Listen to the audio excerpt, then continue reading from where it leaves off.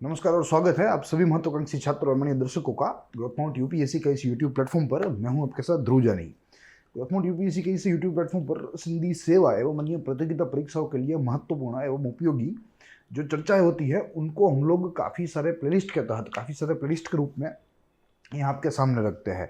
ऐसा ही एक प्लेलिस्ट है जहाँ आज हम लोग बात कर रहे हैं जिसे संशोधित संपादकीय विश्लेषण कहते हैं, या अगर अंग्रेजी की बात करें तो उसे रिसर्च एडिटोरियल एनालिसिस कहा जाता है। साथ ही इस प्लेलिस्ट में जो समसामयिक विषय होते हैं, जो करंट अफेयर्स के जो महत्वपूर्ण मुद्दे होते हैं, बिंदु होते हैं, उनको हम लोग यहाँ आपके सामने रखते हैं। जहाँ हम लोग विविध आर्टिकल्स के बारे में बात करते हैं जो कि संपादकीय लेख जो प्रतिष्ठित समाचार पत्रों में छपते हैं। साथ ही में उसके साथ हम लोग विविध मीडिया रिपोर्ट्स के बारे में देखते हैं जो हमें परीक्षा लक्षी थोड़ा ज्ञान दे सके। आज बात करें तो आज हमें इंडियन एक्सप्रेस के एक एडिटोरियल यानी कि एक संपादकीय लेख के बारे में देखना है। बहुत ही महत्वपूर्ण लेख है जिसका टाइटल आपको दृश्यमान है, citizens without a country. Yes, यानी कि नागरिक मगर देश विहीन नागरिक, देश रहित नागरिक। तो क्या है यह मुद्दा, यह समझने के लिए हमें इस पूरी चर्चा में थोड़ा अंदर उतरना होगा, चीज़ों को नज़दीक से देखना होगा। अगर एग्जाम रिलेवेंस की बात करें, एसोसिएटेड सब्जेक्ट्स की बात करें, तो हम लोग यहाँ यूपीएससी मेंस के साथ इसको जोड़ते हैं। तो अकॉर्डिंग टू द यूपीएससी या according to civil services syllabus, GS paper 2 में फंक्शंस है, functions and responsibilities of union and the states, यानी कि केंद्र एवं राज्यों के कार्य और उनकी जिम्मेदारियां। तो उसी के तहत यहाँ आज का ये मुद्दा है, जिनमें प्रमुख रूप से आज हम लोग देखेंगे pre constitutional foreigners act 1946। Yes, जैसे प्री कॉन्स्टिट्यूशन लिखा ही है, हमारे संविधान के पहले पूर्व का यह कानून है। तो वैसे देखें तो थोड़ा आउटडेटेड होगा, ठीक है। आज के नए इस समय चक्र के साथ अगर इसे मिलाना है तो हमें इसमें कुछ फेरफार करने पड़ेंगे। तो देखेंगे आज यह मुद्दा क्या है और क्यों यहाँ सिटीजन्स विदाउट कंट्री यह टाइटल दिया गया है, किन समूह के लिए, किन लोगों के लिए, किन राज्यों में रहने वाले लोगों के लिए यह टाइटल यहाँ दिया गया है, इत्यादि सारी चीज़ों की हम लोग यहाँ चर्चा करने वाले हैं। सारी चर्चा हमारी हिंदी में रहेगी, यहाँ चीज़ें जो है वो इंग्लिश में लिखी होगी, मगर मैं आपको उसका अनुवाद करके हमारा जो वार्तालाप है वो हम लोग हिंदी में करेंगे। तो शुरू करेंगे हमारी मूल चर्चा। यह कार्य सूची है जिसके तहत हमें आज का यह मुद्दा देखना है। सबसे प्रथम कार्य सूची खबरों में क्यों है, समाचार में क्यों है, या वाई न्यूज़ कह लीजिए। दूसरी है हाईलाइट्स ऑफ द आर्टिकल, यानी कि इस पर्टिकुलर लेख के जो कुछ महत्वपूर्ण बिंदु है, लेख की जो सुर्खियां हैं वो हम लोग यहाँ देखेंगे।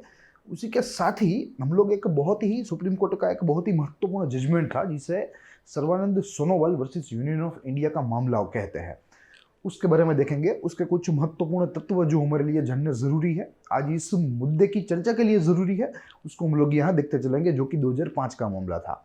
रही बात कवर पेज की, तो आप देख सकते हैं कि प्रतीकात्मक इमेज है जो कि फॉरेन ट्रिब्यूनल की है, ठीक है, और आसाम की है। तो यहाँ स्पेसिफिकली विशेष करके अगर मैं आपको बताऊं तो आज यहाँ बात के केंद्र में, बात के मध्य में भारत का आसाम राज्य है, जो कि भारत के नॉर्थ पूर्वीय प्रदेश में बसा हुआ है। और वहीं इलीगल रेफ्यूजीज की, इलीगल इमिग्रेंट्स की जो समस्या है वो बहुत ही बढ़ गई है, क्योंकि बांग्लादेश बहुत ही बगल में है। तो यहाँ एक शिकायत है कि लाखों बांग्लादेशी आज भारत में रह रहे हैं, अवैध रूप से रह रहे हैं, इलीगली रह रहे हैं। तो ये एक यहाँ मुद्दा है जिस पर अलग अलग समय बिंदु पर जो फॉरेन ट्रिब्यूनल है वो अपना फैसला सुनाती है। और ये क्या फैसला है, फैसला के क्या रिपरकशंस है, उसके क्या इम्प्लीकेशंस है, वह सारी चीज़ें हम लोग यहाँ इस हाईलाइट ऑफ द आर्टिकल के इस हेडिंग के तहत हम लोग देखने वाले हैं। साथ ही एसोसिएट सब्जेक्ट की बात करें तो हमने कवर पेज पर ही देखा, जीएस पेपर 2 के साथ ये मुद्दा जुड़ा हुआ है, जिसमें function and responsibility of union and states की बात कही गई है। और उसमें भी जो प्री कॉन्स्टिट्यूशनल एक कानून है जो जिसे हम लोग फॉरेनर्स एक्ट 1946 के नाम से जानते हैं, उसे हमें यहाँ समझना है, उसे यहाँ देखना है। तो ये हमारी कार्य सूची है। शुरू करेंगे हमारी बात समाचार में क्यों है, यानी कि वाई न्यूज़ से। 2 बिंदु देखने हैं, जिनमें सबसे प्रथम बिंदु कहता है earlier this month Guwahati high court division bench, यानी कि गुवाहाटी उच्च न्यायालय की एक पीठ है जिसके द्वारा एक आदेश जो है जारी किया गया। क्या है आदेश, देखते हैं। कहा गया उस आदेश में कि सिटीजनशिप यानी कि जो नागरिकता है Being an important right of a person should be decided based on merit by considering the material evidences adduced by person concerned. Yes, जो नागरिकता है वो बहुत ही एक मूलभूत महत्वपूर्ण अधिकार है। तो यहाँ कहा गया है इस हाईकोर्ट की बेंच के द्वारा कि अगर किसी व्यक्ति की हमें नागरिकता तय करनी है, नागरिकता निर्धारित करनी है, डिटरमाइन करनी है, तो बहुत ही जो है ध्यान रख के हमें यह फैसला लेना पड़ेगा। साथ ही में जिस व्यक्ति ने, सपोज आप समझ लीजिए कि कोई एक्स व्यक्ति की हमें नागरिकता तय करनी है, निर्धारित करनी है किसी एक कोर्ट को, यहाँ ये कोर्ट है, ठीक है। तो कोर्ट को क्या करना होगा कि यहाँ एक्स के द्वारा जो जो प्रूफ्स हमारे सामने रखे गए हैं, जो जो प्रूफ्स, जो जो डॉक्यूमेंट्स प्रोड्यूस किए गए हैं, उन डॉक्यूमेंट्स को थरली एग्जामिन करें और उसी के पश्चात यहाँ कोर्ट के द्वारा कोई निर्णय लाया जाए। मगर यहाँ आज के दिन देखें तो परिस्थिति जो है वो पूरी विपरीत है। जो फॉरेन ट्रिब्यूनल्स का हमने इमेज देखी, जो हमने कवर पेज में जो तस्वीर देखी, वो फॉरेन ट्रिब्यूनल्स क्या करती है, वो दरअसल एक्स पार्टे ऑर्डर जारी कर देती है, एक्स पार्टे डिक्री, यानी कि एक पक्षीय फरमान। इसे एक्स पार्टे को एक पक्षीय कहते हैं हिंदी में, एक पक्षीय फरमान, ठीक है। जहां एक पक्ष अगर गैरहाजिर रहे,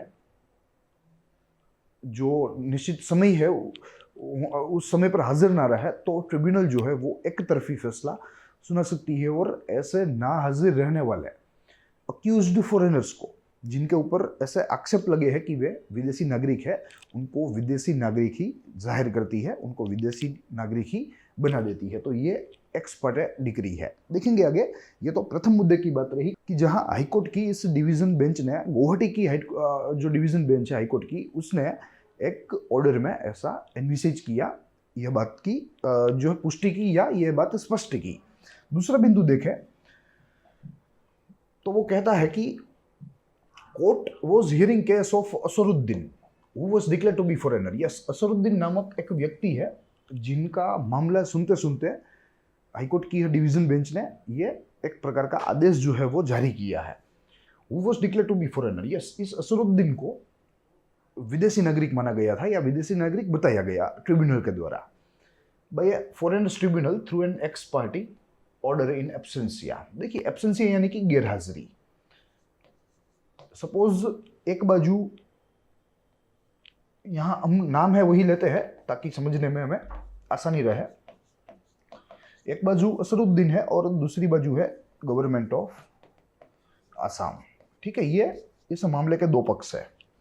अब किसी भी कारणवश असरुद्दीन जो है वो विदेशी नागरिक उसको घोषित किया गया गवर्नमेंट ऑफ आसाम की जो है दिशा में से या उनके द्वारा।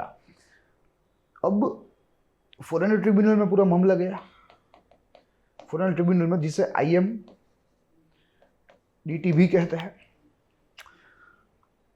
IMDT ने क्या किया, असरुद्दीन हाजिर ना रहने पर IMDT के द्वारा नोटिस भेजी गई होगी, मगर कुछ कारणवश असरुद्दीन हाजिर ना रहा, तो हाजिर ना रहने पर उन्होंने एक एक्स पार्टी फरमान जो है वो जारी कर दिया और उस फरमान के तहत बता दिया गया, गवर्नमेंट ऑफ असम के जो है फेवर में यह डिसीजन आया और बताया कि भाई असरुद्दीन जो है वो अब भारतीय नागरिक नहीं है, वो 100% विदेशी नागरिक है, क्योंकि जब ट्रिब्यूनल ने उसे बुलाया तब वो ट्रिब्यूनल में हाजिर ना रहा, कारण चाहे जो कोई भी हो। तो ये पूरा मामला था। अब असरुद्दीन जो है उसने गुवाहाटी हाईकोर्ट यानी कि असम हाईकोर्ट में इसको एक प्रकार से चैलेंज किया, ठीक है। उसी चैलेंज को सुनते वक्त, यह चैलेंजिंग के मामले को सुनते वक्त हाईकोर्ट ने यह सारी बातें जो है वो यहाँ स्पष्ट की। तो यह पूरा मुद्दा रहा, यहाँ से समाचार का जन्म हुआ।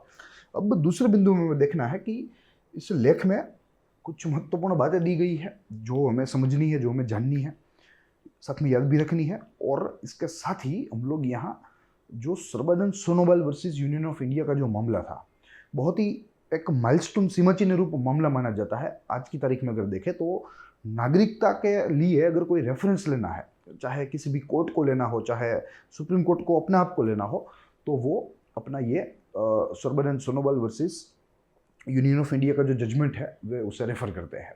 ठीक है, तो ऐसा नहीं है कि ये सुप्रीम कोर्ट का जजमेंट है तो जो है सही ही होगा, ठीक है, क्षति रहित होगा, ऐसा नहीं है। मगर काफ़ी सारा रिसर्च, काफ़ी सारे इंटेलेक्चुअल्स भी आज जो ऑल अराउंड द इंडिया कह रहे हैं कि सर्बानंद सोनोवाल का जो मामला है उसमें सुप्रीम कोर्ट ने थोड़ी सी भूल कर दी है। वो जो आदेश है सुप्रीम कोर्ट का, जो जजमेंट है वो थोड़ा सा क्षतिपूर्ण है। ठीक है, तो उसे कंपेंसेट करने के लिए आगे सुप्रीम कोर्ट को जो है आगे आना होगा, क्योंकि अपना ही पूरा जजमेंट है। कोई सबऑर्डिनेट कोर्ट्स तो on behalf of supreme court नहीं कर सकती। Supreme court have to repeal its prior order and pass a fresh order. तो देखेंगे, वो तो आगे की बात है। मगर फिलहाल परिस्थिति क्या है वो जानने में हमें यह आर्टिकल थोड़ा मददरूप साबित होगा। आर्टिकल के साथ सर्बानंद सोनोवाल का जो मामला है उसके भी कुछ यहाँ तत्व है जिसको भी हम लोग यहाँ देखते चलेंगे ताकि चीज़ों को स्पष्ट किया जा सके। सबसे प्रथम इसमें हमें देखना है, आर्टिकल की बात करें तो article talks in favour of Indian citizen who are barred to be Indian citizen और कंसिडर्ड एज फॉरेनर्स। यह पूरा जो लेख है दरअसल वो ऐसे भारतीय नागरिकों के पक्ष में बोलता है, ऐसे भारतीय नागरिकों के जो है एक प्रकार से उनको सहकार देता है कि जिनको आज की तारीख में फॉरेनर्स माना जाता है, जो एक दिन भारतीय नागरिक थे मगर आज किसी भी कारणवश उनको गवर्नमेंट ऑफ असम के द्वारा, गवर्नमेंट ऑफ इंडिया के द्वारा उन्हें नागरिक नहीं गिना जाता भारतीय, बल्कि उन्हें विदेशी नागरिक गिना जाता है। तो ये यहाँ प्रथम बात रही। दूसरे बिंदु में कहा गया है कि today in entire north eastern region, specifically in Assam, any person including decorated army officer can be accused of being a non citizen. Yes, आज परिस्थिति ये है, चाहे उत्तर पूर्वीय क्षेत्र की बात करें पूरे के पूरे संपूर्ण, या उसमें विशेष करके आसाम की बात करें, तो परिस्थिति आज ये है कि किसी भी व्यक्ति के ऊपर यह आक्षेप लगाए जा सकते हैं कि वो गैर नागरिक है, वो भारत का नागरिक नहीं है, वो विदेश नागरिक है, चाहे वो आर्मी का डेकोरेटेड ऑफिसर भी क्यों ना हो। तो ये आज परिस्थिति है जो सुधरनी चाहिए। कॉन्स्टिट्यूशन जो है ये सारी चीज़ें एनविशेड नहीं करता, बल्कि कॉन्स्टिट्यूशन सारे लोगों को एक प्रकार से नागरिकता प्रदान करने की बात करता है। नागरिकता प्रदान करने के लिए कई सारे रास्ते भी यहाँ जो है हमारे कॉन्स्टिट्यूशन में एवं पार्लियामेंट के द्वारा सिटीजनशिप एक्ट जो 1955 बनाया गया है उसमें निहित है। मगर फिर भी यहाँ आज ये परिस्थिति कायम है, क्योंकि जो इलीगल माइग्रेंट्स है, ऐसा नहीं है कि सारे जो यहाँ इंडियन सिटीजन की हम लोग बात कर रहे हैं वो सारे के सारे लीगल है, इसमें इलीगल तत्व भी है। मगर कहने का तात्पर्य यह है कि अवैध तत्व इतने ज़्यादा है, उनकी इंटेंसिटी इतनी ज़्यादा है कि यहाँ जो जेन्युइन है वो सब दब गए हैं। और जो पहले से भारत में रहने वाले थे, पहले से असम में रहने वाले थे, अब उनको भी यहाँ दिक्कत आने लगी है, उनके ऊपर भी जो नागरिकता के प्रश्न उठने लगे हैं। तो यह सारी चीज़ें हैं, काफ़ी कॉम्प्लेक्स इश्यू है, मगर यह इश्यू का हमें तो मात्र और मात्र एक ही व्यू आज लेना है। आगे देखें तो according to data revealed by ministry of home affairs in parliament, ministry of home affairs यानी कि केंद्रीय गृह मंत्रालय के द्वारा कुछ माहितियाँ संसद में या संसद के माध्यम से पूरे देश को दी गई, जिसके तहत हमें पता चला कि फ्रॉम 1985 टू 28 फरवरी 2019, यानी कि 1985 to 2019, 63,959 people have been declared foreigners, ठीक है, थ्रू एक्स पार्टी ऑर्डर, यानी कि एक पक्षीय फरमान से। यह फरमान जो है वो एक पक्षीय है, ये में याद रखना है। दो पक्षीय फरमान होना चाहिए, चाहे कितना भी क्रिमिनल जो है केस क्यों ना हो, कितना भी मजबूत क्रिमिनल केस क्यों ना हो, मगर उसमें जो कल्प्रिट है उनका स्टेटमेंट लिया जाता है, उनका पक्ष सुना जाता है। मगर यहाँ अगर आपको सिटीजनशिप प्रूव करनी है तो आपका पक्ष यहाँ सुना नहीं जा सकता। इसका मूलभूत निष्कर्ष जो है वो यह निकलता है। और ये जो 63,000 है वे कॉन्स्टिट्यूट करते हैं around 62% of total population of the state which have been declared foreigners. यानी कि अगर कुल 100 व्यक्तियों को फॉरेन सिटीजन्स घोषित किया गया तो उनमें से 62 को तो मात्र और मात्र एक पक्षीय फरमान से ही किया गया, यानी कि उनके पक्ष को सुना ही नहीं गया, उनको अपना पक्ष रखने की जगह ही नहीं दी गई, ये बात यहाँ से प्रतीत होती है। ऐसे कुल 63,000 लोग हैं। देखिए, अब समझते हैं कि यह एक्स पार्टे ऑर्डर क्या होता है। वैसे मैंने आपको थोड़ा सा परिचय तो दे दिया, मगर एक बार फिर से यहाँ देख लेते हैं। यहाँ कुछ लिखी चीजें हैं इससे संबंधी। देखिए, it is also called x party decree, इसे एक पक्षीय फरमान भी कहते हैं। A decree which is passed in non-appearance of the opposition. Yes, जब विपक्ष गैरहाजिर हो तब यह कोर्ट के द्वारा, न्यायालय के द्वारा यह एक पक्षीय फरमान निकाला जा सकता है। A decree is passed, a decree which is passed in non-appearance of the opposition, यानी कि विपक्ष जब गैरहाजिर हो तो एक पक्षीय फरमान जारी किया जा सकता है, या जब एक पक्षी हाजिर हो तब जो फरमान जारी किया जाता है उसे एक्स पार्टी डिक्री कहते हैं। तो ये उसकी टेक्निकल परिभाषा है। अब उसके बाद देखें, in a criminal case however serious charges might be, trial doesn't proceed without hearing the accused. Yes, यहाँ जो एक्यूज्ड है उसे सुने बिना, चाहे कितने भी संगीन जो है अपराध क्यों ना करे हो, कितने भी संगीन जो चार्जेस है वो क्यों ना लगे हो, मगर फिर भी मुकदमा जो है वो एक्यूज्ड के सुने के बिना आगे नहीं बढ़ सकता। Trial can not proceed without hearing the accused. But यहाँ अगर सिटीजनशिप की बात आए तो बिल्कुल ट्रिब्यूनल्स जो है वो ऐसे एक्स पार्टी ऑर्डर्स देने के लिए, आजकल तो असम की जो ट्रिब्यूनल्स है, फॉरेन ट्रिब्यूनल्स, वो बहुत ही प्रचलित है, बहुत ही पॉपुलर है। But a person can be stripped of his citizenship in absentia, मगर अगर वो गैरहाजिर है, एब्सेंसिया है, वो पक्ष हाजिर नहीं रह सका निश्चित समय पर किसी भी कारणवश, ठीक है, तो उसे इस तरीके से एक पक्षीय फरमान के जरिए उसे विदेशी नागरिक घोषित किया जा सकता है, और ट्रिब्यूनल्स कर भी रही है। This tradition is sourced from draconian pre constitution foreigners act 1946। Yes, अगर देखें कि यह परंपरा कहाँ से आई, एक्स पार्टी की जो एक्स पार्टी डिग्री का जो परंपरा है, जो ट्रेडिशन है, वो कहाँ से आया, तो हमें उसका मूल मिलेगा फॉरेनर्स एक्ट 1946 में, जो कि प्री कॉन्स्टिट्यूशनल है। हमारा कॉन्स्टिट्यूशन लगा 1949 को, ठीक है, मगर उसके पहले के 3 वर्ष पहले का जो एक कानून है उसका हम लोग आज उपयोग कर रहे हैं, और उसका बहुत ही ज़्यादा दुरुपयोग कर रहे हैं। अब देखते हैं कि ये कानून जो है वो क्या कहता है। It says if a person sent notice by the tribunal fails to appear before it to prove their citizenship, he और she is declared a foreigner through ex parte order. Yes, कहा गया है कि अगर ट्रिब्यूनल के द्वारा किसी भी ऐसी व्यक्ति को नोटिस भेज दी गई हो हाजिर रहने की, टाइप ऑफ ए समनिंग, और अगर वो पक्ष किसी भी कारणवश हाजिर ना रहे, तो यहाँ ट्रिब्यूनल्स ऐसा एक पक्षीय फरमान जारी कर सकती है जिसमें उसे फॉरेनर्स साबित किया जाएगा, उसे फॉरेनर्स बताया जाएगा या विदेशी नागरिक बताया जाएगा। तो ये सारी चीज़ें जो है वो यहाँ फॉरेनर्स एक्ट 1946 से निकलती है। अब समझना है कि ये फॉरेनर्स एक्ट 1946 है वो कैसे डेवलप हुई, उसका उद्भव कैसे हुआ, कौन कौन से कारण थे उसके उद्भव में देखेंगे। यहाँ उसके उद्भव को देखने के लिए हमें एक तस्वीर का सहारा लेना पड़ेगा, जो तस्वीर आपके स्क्रीन के ऊपर है। देखिए, सबसे प्रथम फॉरेनर्स ऑर्डिनेंस लाया गया था 1939 में, ठीक है, फॉरेनर्स ऑर्डिनेंस जो कि 1939 में लाया गया था, और इसकी ज़रूरत थी, it was enacted to meet emergencies created by world war second. विश्व युद्ध द्वितीय से जो आपातकालीन परिस्थितियां उत्पन्न हुई उससे निपटने हेतु यह अध्यादेश को यहाँ लागू किया गया था, and it was known as foreigners ordinance 1939। Later on it was replaced by foreigners act 1940। विदेशी अधिनियम 1940 के इस विधेयक के द्वारा उस अध्यादेश को रिप्लेस कर दिया गया।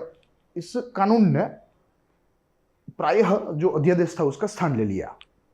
अब अगर यह कानून की बात करें तो यह कानून 1940 में था, यानी कि यह विश्व युद्ध का समय का था। It was a war time legislation, युद्ध समय का विधेयक था।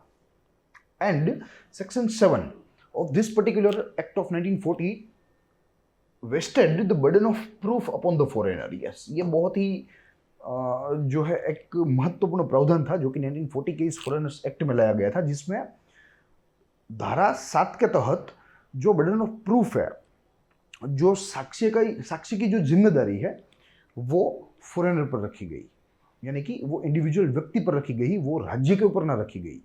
ठीक है, तो यहाँ अगर किसी के ऊपर ऐसा केस बनता है कि अगर आप नागरिक हो कि क्या आप भारतीय नागरिक हो या विदेशी नागरिक हो, तो इसमें वो व्यक्ति के ऊपर जिम्मेदारी निहित है 1940 के इस कानून की धारा 7 के तहत। ठीक है, और उसको साक्ष्य प्रोवाइड करने होंगे कोर्ट को कि भाई ये आप देख लीजिए, मैं भारत का ही नागरिक हूँ, मैं विदेशी नागरिक नहीं हूँ, मगर यह जिम्मेदारी व्यक्तिगत व्यक्ति को मिली, निजी तौर पर व्यक्ति को मिली, नहीं कि राज्य को। ठीक है, तो ये एक अपने आप में यहाँ महत्वपूर्ण बात थी। फिर आगे चलकर यह कानून की जगह ली नए कानून ने, नया फॉरेनर्स एक्ट 1946।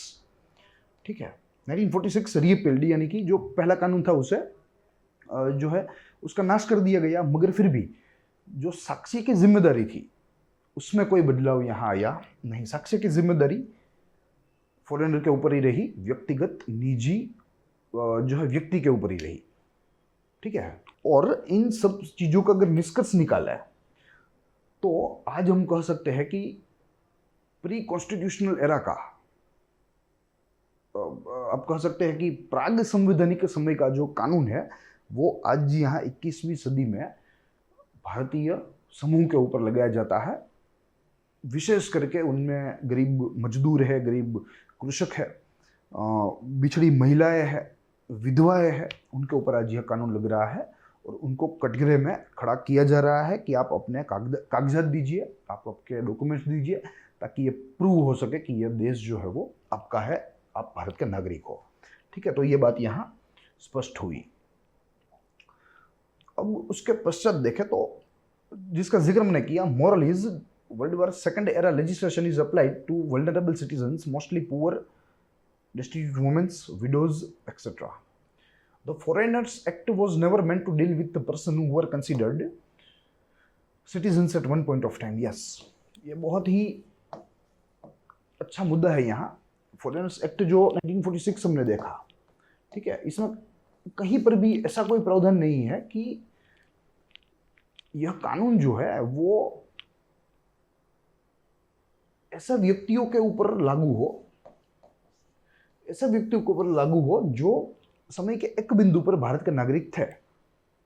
ठीक है, यहाँ यह कानून की यही कल्पना है कि जो पूर्ण रूप से विदेशी नागरिक हो, जिसका भारत के साथ कोई ताल्लुक ना हो, कोई भारत के साथ रिश्ता ना हो, मगर यहाँ तो ऐसे लोगों के ऊपर, यहाँ स्पेसिफिकली विशेष करके असम में ऐसे लोगों के ऊपर यह कानून लगाया जा रहा है जो कुछ साल पहले ही, 10 या 12 साल पहले ही जो भारत के नागरिक थे, भारत में रहते थे, भारत में मतदान करते थे। ठीक है, तो यहाँ ये एक मुद्दा बहुत ही महत्वपूर्ण है।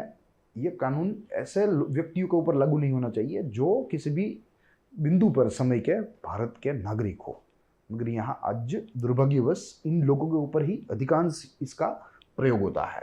Section 2A of 1946 Act defines foreigner as a person who is not citizen of India. Yes, foreigner की परिभाषा ये है कि जो व्यक्ति जो भारत का नहीं है। ठीक है, तो यहाँ तो ऐसे लोगों के ऊपर हम लोग इस कानून का प्रयोग कर रहे हैं जो समय के किसी भी बिंदु पर भारत के नागरिक थे और कई सालों तक थे। But almost every person tried by foreigners tribunal इन आसाम। देखिए, यही बात यहाँ की गई है कि आसाम में जो फॉरेनर्स ट्रिब्यूनल के द्वारा जिन जिन व्यक्तियों के ऊपर मुकदमे चलाए जा रहे हैं और जिन जिन व्यक्तियों के ऊपर इस अधिनियम के प्रावधानों का उपयोग किया जा रहा है, वे सभी भारत के नागरिक थे। Was an Indian citizen before being accused of being illegal migrant and doubtful voter or D-voters by administration. Yes, वहाँ प्रशासनिक रूप से भी उनको एक प्रकार से अलग थलग रखा जाता था, भारत के मूलभूत नागरिक की तरह नहीं रखा जाता था। उनको डाउटफुल वोटर्स गिना जाता था आसाम पुलिस के द्वारा, या अगर इलेक्शन कमीशन की बात करें तो डी वोटर्स नामक एक परिभाषा प्रचलित हुई थी, जिसे डाउटफुल वोटर्स कहते थे कि वे एक प्रकार से सस्पेक्टफुल वोटर्स है, क्या वो भारतीय है या नहीं है वो भी तय नहीं, मगर वे मतदान कर रहे हैं। तो इस प्रकार की परिस्थिति थी, या इनफैक्ट आज है। ठीक है, तो ये बात रही यहाँ फॉरेनर्स एक्ट की, जो यहाँ लागू हो रहा है भारत के नागरिकों के ऊपर, जो मात्र और मात्र विदेशी नागरिकों के लिए ही बना था, उनके ऊपर ही लागू होने के लिए बना था।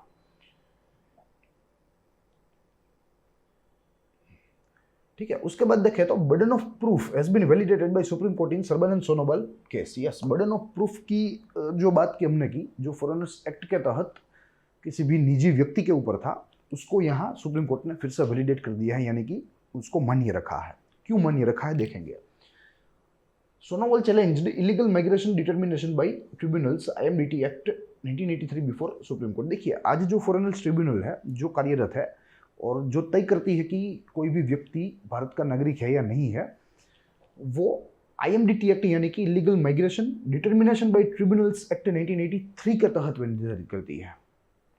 ट्रिब्यूनल्स को विदेशी है या नहीं है वो मुकदमे सुनने का अधिकार IMDT एक्ट 1983 से मिलता है।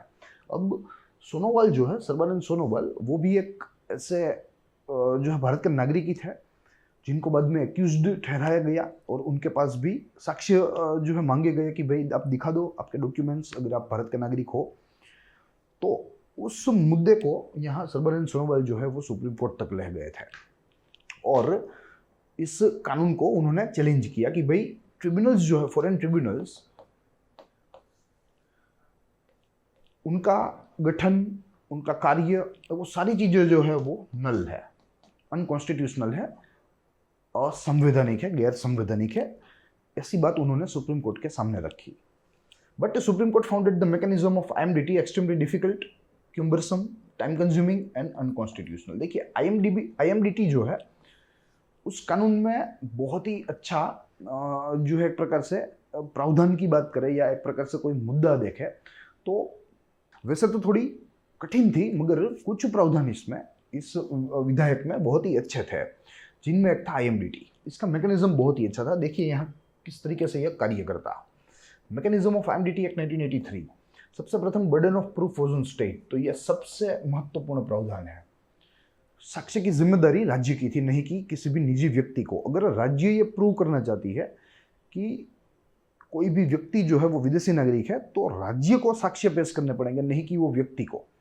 आज उल्टा हो रहा है। अगर राज्य का है कि भाई ये व्यक्ति विदेशी है, तो उस व्यक्ति को साक्ष्य पेश करना पड़ेगा साबित करने के लिए कि भाई मैं विदेशी नहीं हूं, मैं भारतीय नागरिक ही हूं। मगर यहाँ burden of proof is on state, तो राज्य को यह सुनिश्चित करना पड़ेगा, साक्ष्य की जिम्मेदारी राज्य की है। Emphasis the procedural fairness. Yes, यहाँ प्रोसीजरल फेयरनेस की भी बात की गई है कि भाई किसी भी व्यक्ति को अगर किसी भी व्यक्ति के ऊपर शंका है कि वो भारतीय नहीं है, तो एक लाइन ऑफ प्रोसीजर होनी चाहिए। आप ऐसे ही जो है किसी को यहाँ कोर्ट में बुला नहीं सकते, किसी के सामने मामला दर्ज नहीं करवा सकते। There should be procedural fairness, तो वो भी यहाँ IMDT ने सुनिश्चित किया था। तीसरा बिंदु कहता है कि it had an appellate platform to ensure a free trial. Appellate platform, ठीक है, अपील का भी प्लेटफॉर्म था ताकि जो मुकदमा है वो बहुत ही निष्पक्ष रूप से चले। आज जो मुकदमा चल रहा है वो निष्पक्ष नहीं है, क्योंकि एक पक्ष अगर हाजिर नहीं रहता, चाहे कारण कोई भी हो, एक पक्ष अगर हाजिर नहीं रहता तो यहाँ ट्रिब्यूनल के द्वारा एक पक्षीय फरमान जारी किया जाता है, जिनके तहत उनको विदेशी नागरिक गिना जाता है। तो ये IMDT का जो पूरा का पूरा मैकेनिज्म था, ये सुप्रीम कोर्ट को राज नहीं आया। सुप्रीम कोर्ट ने बताया कि भाई ये टाइम कंज्यूमिंग है, बहुत ही कॉम्प्लेक्स है एंड उसके साथ ही अनकॉन्स्टिट्यूशनल यानी कि असंवैधानिक है, और इसीलिए IMDT के इस मैकेनिज्म को हटाया जाए, जिसकी वजह से फिर से जो बर्डन ऑफ प्रूफ है वो फॉरेनर्स एक्ट 1946 के तहत फिर से व्यक्तियों के ऊपर लगने लगा निजी तौर पे। अगर यह मैकेनिज्म आज चल रहा होता तो यह शक्यता है कि जो फॉरेनर ट्रिब्यूनल्स है वो IMDT के तहत ही कार्य करती। मगर आज सुप्रीम कोर्ट के द्वारा IMDT को ही पूरा का पूरा असंवैधानिक ठहरा दिया गया है, तो वहाँ फॉरेन ट्रिब्यूनल्स के लिए रेफरेंस लेना 1946 के सिवा कोई ऑप्शन नहीं बनता। फिर उसके बाद देखें तो burden of proof has been validated, वो तो हमने देख लिया और उसमें ही हमने IMDT की यह सारी चीज़ों को भी समझा। फिर उसके बाद देखें तो के वेणुगोपाल जो कि भारत के अटॉर्नी जनरल है, उन्होंने अपना तर्क रखा सुप्रीम कोर्ट के सामने in favour of Assam and in favour of IMDT mechanism as well. उन्होंने कहा कि as mandated in Article 21, no person shall be deprived of his life and personal liberty except according to the procedure established by law. Yes, उन्होंने article 21 को आगे किया, जो कि किसी भी व्यक्ति को स्वतंत्र रूप से जीवन जीने का अधिकार देता है, अपनी जो निजी स्वतंत्रता है उनका भी पालन हो, ये भी सुनिश्चित करता है। तो ये तर्क रखा कि भाई किसी भी व्यक्ति को हम लोग ऐसे जो है आप नागरिक नहीं हो वो बोलकर उनके मूलभूत अधिकारों को ले नहीं सकते, उनके मूलभूत अधिकारों को हम लोग छीन नहीं सकते।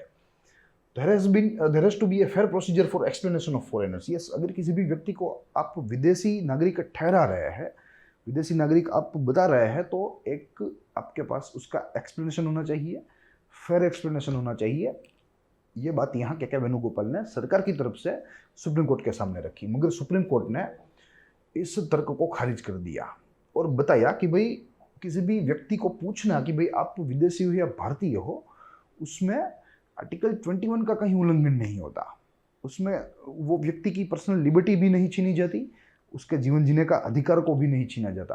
तो सुप्रीम कोर्ट के मुताबिक किसी भी व्यक्ति को अगर राज्य चाहे तो पूछ सके या पूछ सकता है राज्य कि भाई क्या आप भारतीय नागरिक हो, क्या आप विदेशी नागरिक हो, ऐसा यहाँ सुप्रीम कोर्ट के द्वारा बताया गया। फिर उसके बाद देखें तो Assam started detaining declared foreigners since 2010। Yes, Assam ने 2010 से यह पहल शुरू की कि फॉरेन ट्रिब्यूनल्स के द्वारा जिन जिन व्यक्तियों को विदेशी घोषित किया गया है, असम की सरकार, असम की पुलिस के द्वारा उनको हिरासत में लेना शुरू कर दिया। अब हिरासत में लेकर उनको अपनी कंट्री ऑफ ओरिजिन में फिर से भेजने का कार्यक्रम शुरू कर दिया, मगर किसी भी कारणवश उनके देश में भेजने का कार्यक्रम बंद हो गया, जिनकी वजह से उनकी अटक जो है वो अनिश्चितकालीन हो गई। ठीक है, जो अपने आप में मूलभूत अधिकारों का हनन करता है। तो वो बात यहाँ आज जो है एक सीरियस कंसर्न के रूप में आज असम में स्थित है। कई सारे लोग जो है वो जेल में जो है मर गए इस फॉरेन ट्रिब्यूनल्स के ऐसे रुख की वजह से, इन एक पक्षीय फरमानों की वजह से। कैसे लोग आज अपना जो जीवन है वो आज जेल में काट रहे हैं, क्योंकि उनको विदेशी नागरिक घोषित कर दिया गया, जो एक दिन भारत के नागरिक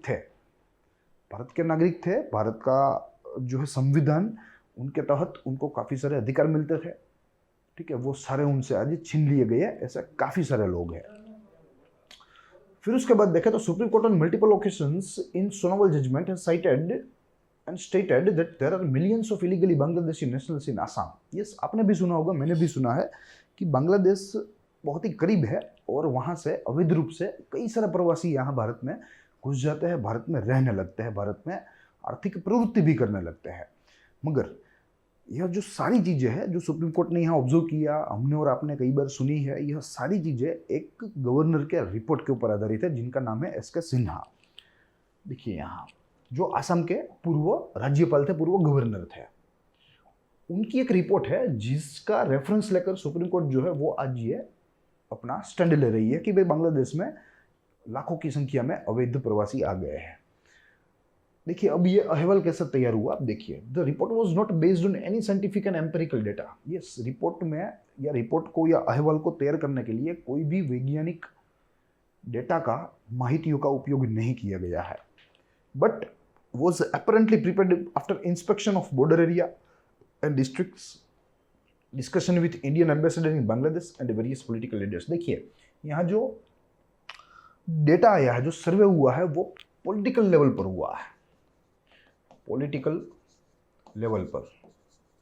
ठीक है, कोई यहाँ साइंटिफिक डेटा जो है वो हमें दृश्यमान नहीं है, पॉलिटिकल लेवल पर हुआ है, साथ ही में बॉर्डर एरियाज में हुआ है।